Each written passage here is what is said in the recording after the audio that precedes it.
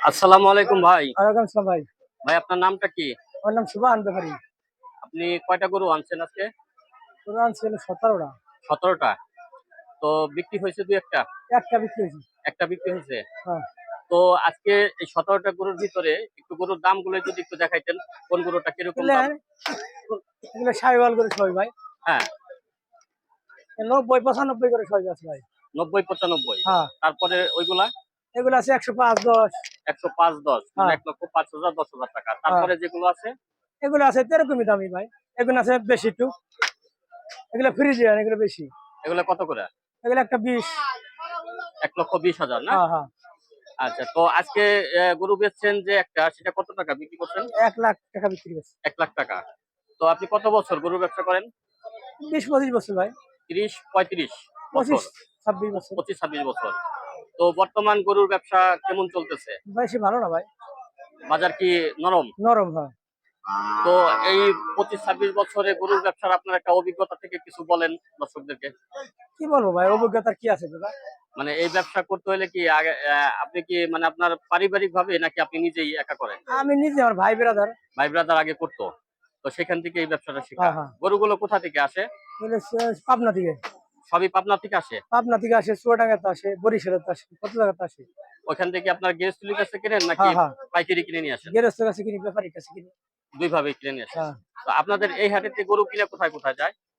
এই হাটে বিক্রি করি আমরা। এই হাটেই বিক্রি করেন। হ্যাঁ। মানে এখান থেকেই ব্যাপারীরা কিনে নিয়ে যায় নাকি গৃহস্থলীরা? এখান থেকে গেরস্তেরা কিনে, ব্যাপারীরা কিনে অন্য দূর করে নিয়ে যায়।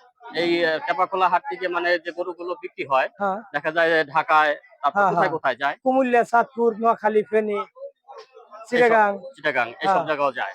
নরসন্দী, মানে ঢাকার ভিতরে যায় সব জায়গায়। এবার দেশ কুরবানি ঈদে কিরকম গরুর চাহিদা ছিল? ভালো ছিল ভাই। ভালোই ছিল। হ্যাঁ। তো কুরবানিতে আপনি মোট কয়টা গরু বিক্রি করছেন?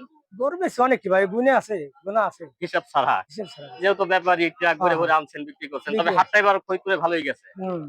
তো ফরিদপুরের এই টেপাখোলা হাটটা কি বারে মেলে?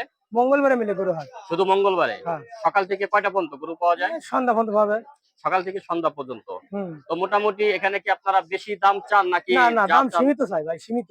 এবং সেই দামের ভিতর হ্যাঁ, বিক্রি হ্যাঁ। করেন? মানে বেশি দামাদামি করতে হয় না, না। না, বেশি দামাদামি করতে হয় না।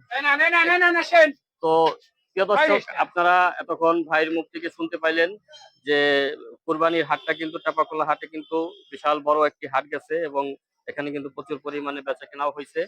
তো ভাই আজকে ১৭ টা গরু আনছে, কেবল একটা বেচছে, যদিও এখন ১টা বাজে। তো এখনই বেচা কেনা শুরু হয়ে যাবে। তো ধীরে ধীরে কাস্টমার নাও কিন্তু ভাই নাও, আসতেছে কোনটা এবং খানে দাও। প্রচুর পরিমাণে একের কিন্তু বাচ্চা আছে। গরুগুলো আমি আপনাদেরকে দেখানোর চেষ্টা বাচ্চা করব। দাও, ওই বাচ্চা। তো যারা গরু কিনতে চান, সাইওয়াল, ফিলিপিনি বা বিভিন্ন জাতের গরু, তারা টেপাখোলা গরুর হাটে চলে আসবেন। এবং এখানে সবচেয়ে থেকে বড় ব্যাপার হইতেছে যে পাইকারি এবং যারা ব্যাপারী আছে তারা অবশ্যই পাইকারি রেটে কিনে নিয়ে যায়।